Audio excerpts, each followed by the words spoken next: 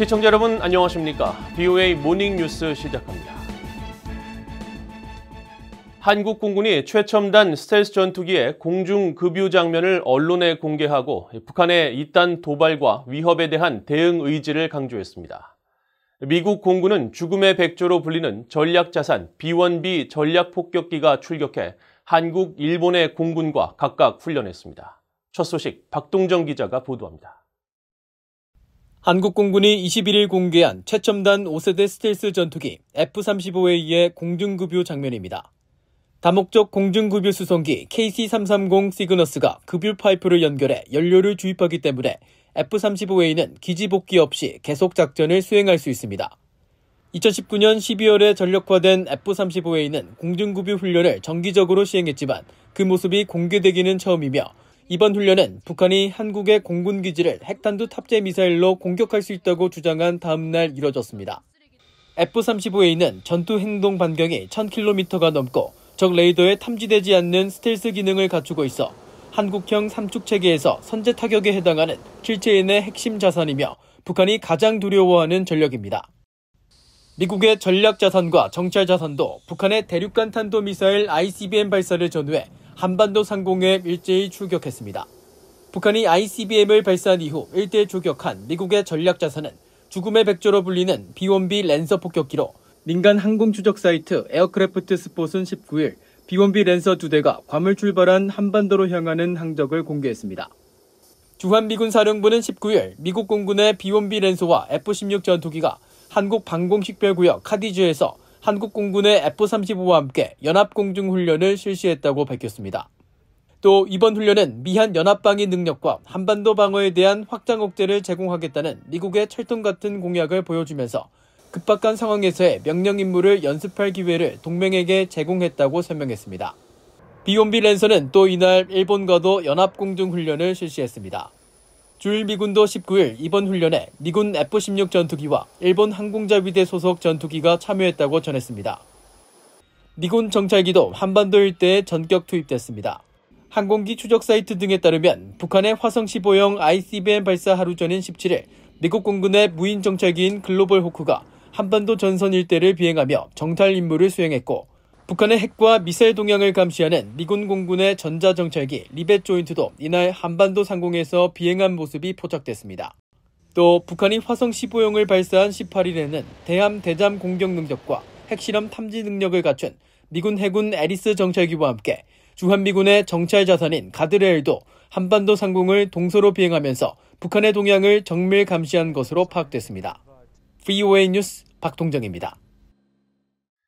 북한이 대륙간 탄도미사일급에도 대기권 재진입 기술을 확보했다는 관측이 미국의 유력 미사일 전문가들 사이에서 확대되고 있습니다. 정상 궤도 비행 대신 고각 발사로도 재진입 기술을 충분히 습득할 수 있으며 여러 시험을 통해 입증된 북한의 역량은 재진입체 제작 수준을 이미 넘어섰다는 분석에 무게가 실립니다. 이조은 기자가 보도합니다.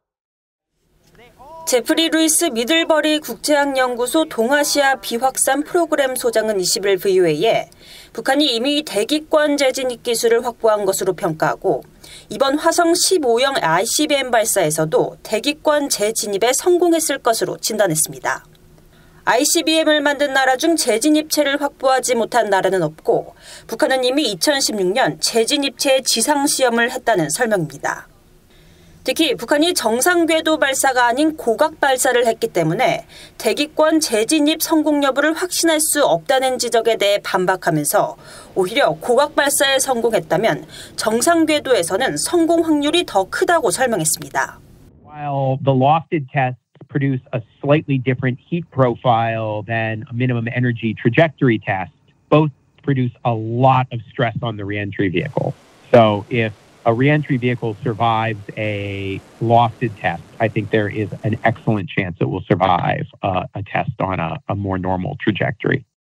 루이스 소장은 또 북한이 스스로 완성했다고 주장한 최신 화성 17형 대신 화성 15형을 발사한 데 대해선 미한 연합훈련에 대한 대응 성격인 만큼 안정적인 발사 성공에 주안점을 둔 포석으로 평가했습니다.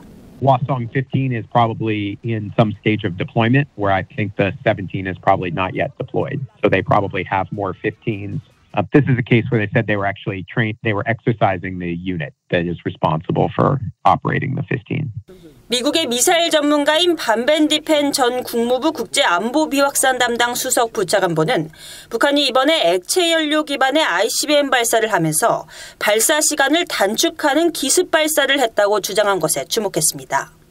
북한이 주변국의 기술적 도움을 받아 사전 연료 주입 체계, 즉 앰플 방식을 갖췄을 가능성이 있다고 지적했습니다.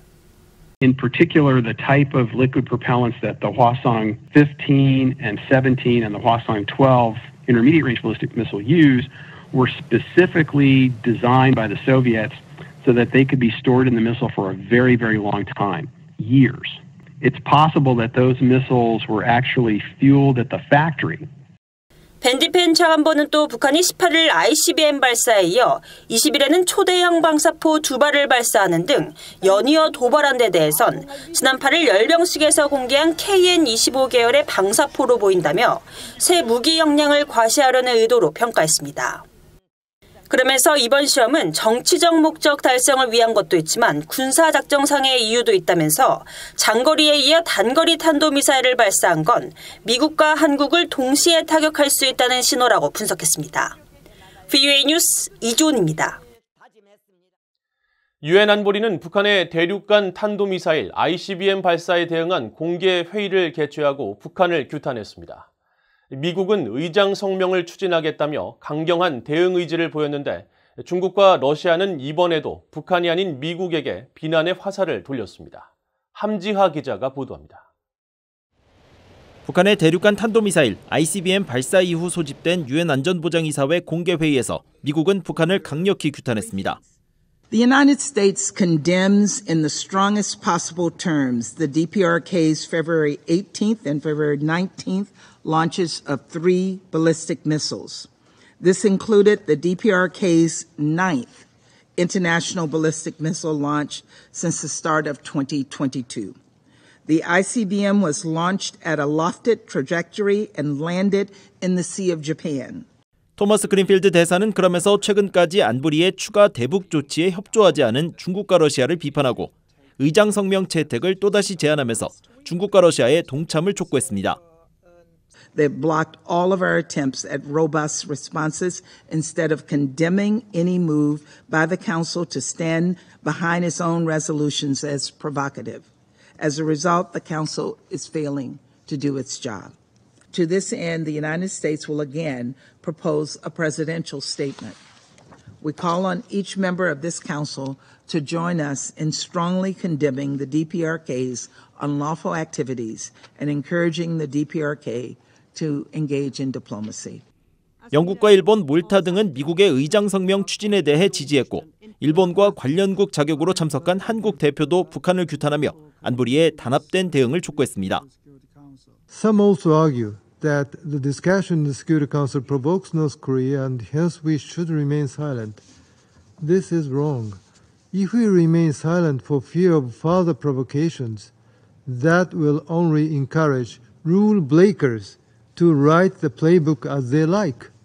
The DPRK's unlawful provocations, unchecked by the Council, simply result in further solidifying our alliance and strengthening extended deterrence, as well as our defense capabilities in cooperation with regional partners and beyond. 하지만 중국과 러시아는 비난의 화살을 북한이 아닌 미국으로 돌리며 미국 등 서방 국가의 조치에 동참하지 않겠다는 뜻을 분명히 했습니다. 今年以来，美国及其盟友加紧在半岛周边进行针对朝的联合军事行动。美方并宣布提高联合军演级别和规模，及时部署战略资产。 이날 안보리는 미국이 제안한 의장 성명에 대한 추가 논의 없이 회의를 종료했습니다. 미국이 어떤 방식으로 의장 성명을 추진할지 아직까지 알려지지 않은 가운데 미국 등 11개국은 회의장 밖에서 공동 성명을 발표했습니다.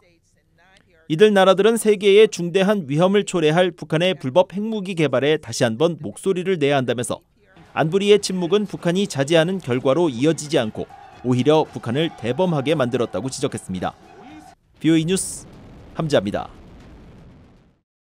타이완 정부가 북한의 이딴 탄도미사일 발사에 대해 영내 평화와 안정을 해치는 행위라면서 강력히 규탄했습니다. 타이완 외교부는 지난 18일 북한의 대륙간 탄도미사일 발사 후 성명을 통해 북한은 지난해부터 각종 탄도미사일 등을 수시로 발사해 왔으며 핵실험 재개를 준비함으로써 한반도는 물론 인도태평양 지역의 긴장을 고조시키고 있다고 비판했습니다. 이어 타이완과 한국은 인도태평양 지역의 민주진영의 일원으로서 공산 독재 정권의 무력 위협에 직면해 있다고 강조하고 타이완은 북한의 각종 군사 위협과 도발에 대해 지속해서 주의를 기울이며 한반도의 평화와 번영, 비핵화를 공동으로 촉진하는 한편 권위주의 체제의 확장과 침략을 억제할 것이라고 강조했습니다. 한국 정부가 최근 유엔 인권 최고대표 사무소가 북한 인권 책임 규명 보고서를 발간한 것을 환영한다는 입장을 밝혔습니다. 한국 외교부 임수석 대변인은 21일 정례브리핑에서 이같이 밝히고 한국 정부도 북한 인권 개선을 위한 국제사회의 노력에 동참하겠다고 말했습니다.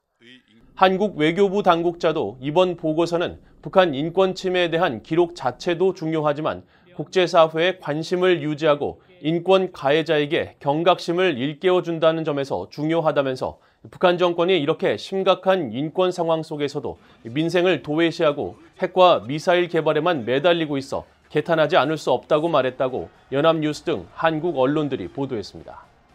유엔 최고대표 사무소의 북한 인권 책임 규명 보고서는 2019년 처음 작성된 후 경련으로 발간해 이번이 세 번째이며 북한 정권의 심각한 인권 침해 존재를 인정하고 이를 중단하기 위한 조처를 취할 것을 촉구하는 내용이 담겼습니다.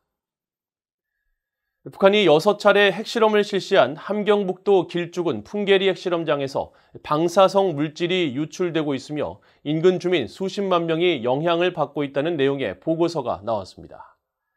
한국의 북한 인권단체인 전환기정의 워킹그룹은 21일 발표한 보고서에서 핵실험장에서 유출된 방사성 물질이 지하수를 통해 확산할 가능성이 있다면서 이같이 밝혔습니다. 보고서는 특히 풍계리 핵실험장이 강수량과 지하수가 풍부한 지역에 위치해 있으며 인근 8개 시군 주민 약 108만 명 가운데 영향을 받는 인구를 25%만 가정해도 약 27만 명에 달한다고 주장했습니다.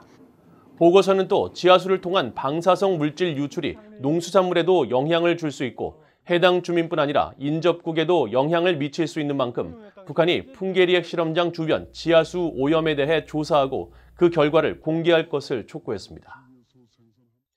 이상으로 VOA 모닝 뉴스를 모두 마칩니다. 시청해주신 여러분 고맙습니다.